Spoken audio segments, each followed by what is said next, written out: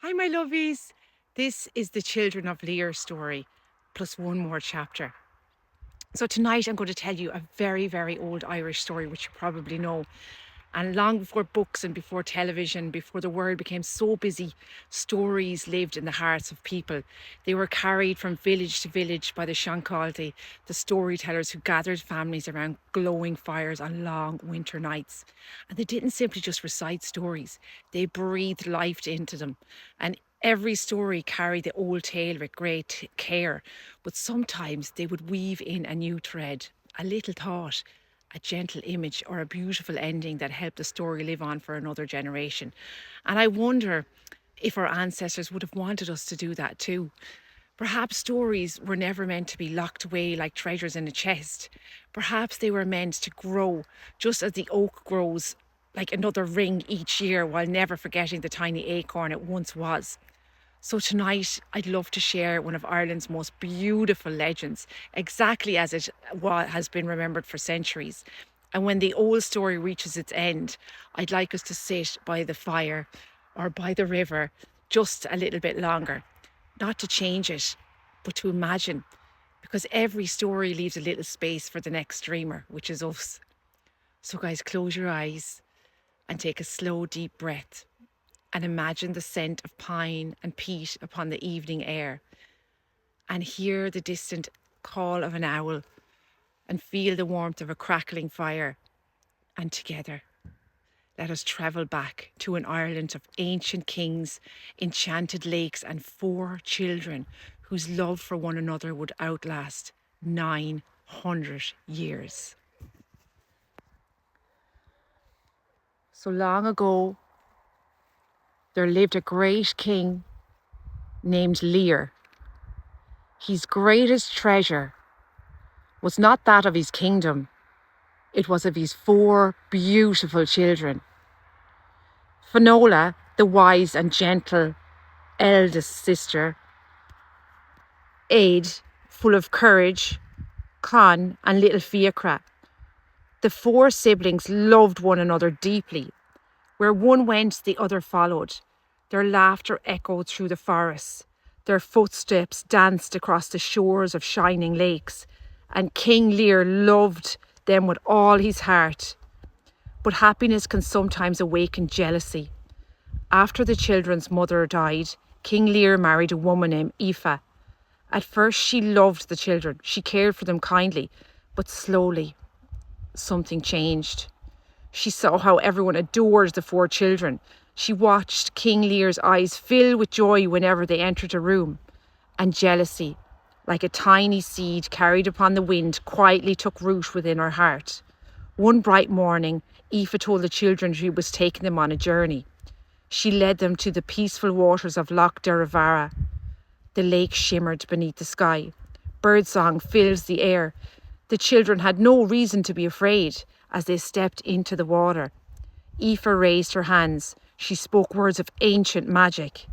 And in an instant, 4 frightened children became 4 beautiful white swans. Yet the spell could not take everything. Though they had wings instead of arms, though feathers covered their bodies, their hearts remained human. Their voices remained their own. Aoife declared the curse. 300 years upon Loch Derivara. 300 years upon the wild sea of Moyle, where icy storms crashed between Ireland and Scotland. And 300 years upon the lonely western seas. 900 years, 900 winters, 900 springs, 900 summers beneath Irish skies. When King Lear discovered what had happened, his heart broke. He searched and searched for his children until at last he found 4 white swans waiting upon the lake. When they called to him in the voices of his children, grief swept across the land. No spell could be broken. All he could do was stay with them for as long as he could.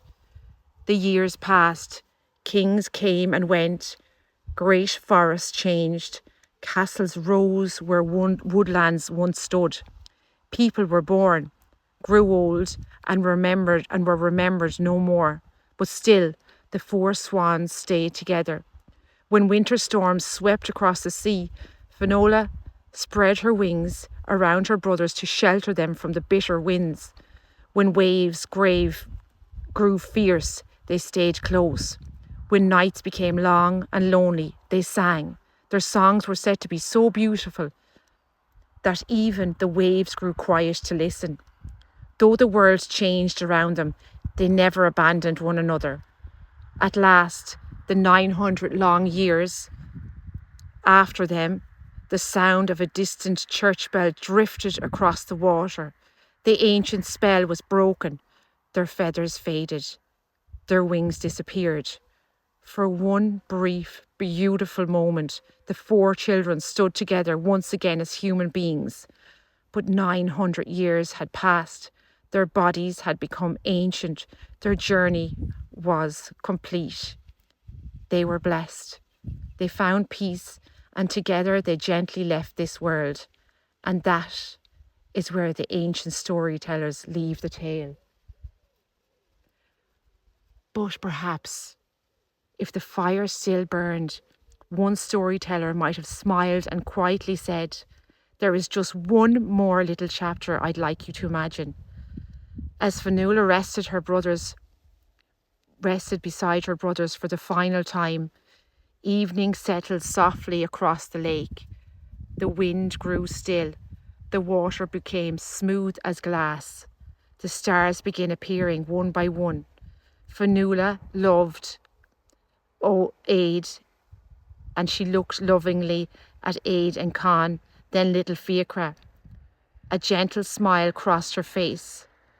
"My dear brothers," she whispered, "if ever the world grows lonely again, if families drift apart, if hearts forget the comfort of walking beside those they love, promise me we will find one another again." The 3 brothers smiled. Little Fiachra took her hand. "But how?" he asked softly. "How will we ever know one another?" Fionnuala turned her eyes towards the quiet lake where they had once lived beneath white wings. A pair of swans glided silently through the moonlight.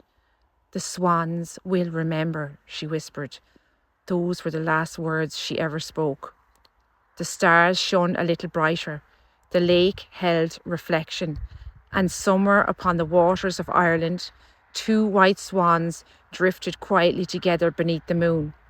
The old people sometimes say that from that night onward, swans were never quite the same. Some say they still search for one another across lakes and rivers, keeping a promise so ancient that they no longer remember making it. Perhaps that is why they glide side by side. Perhaps that is why they call gently to one another across the water. Perhaps that is why they seem so peaceful together. Or perhaps they are simply keeping the promise the Children of Lir made beneath the stars so long ago. And if one quiet evening you should ever see 2 swans moving silently across a still Irish lake, you might smile and wonder whether somewhere deep within their hearts they are still remembering. Sleep well, little one, and my lovies, and may your dreams always find those who walk beside you, just as the Children of Lir always found one another. Night night.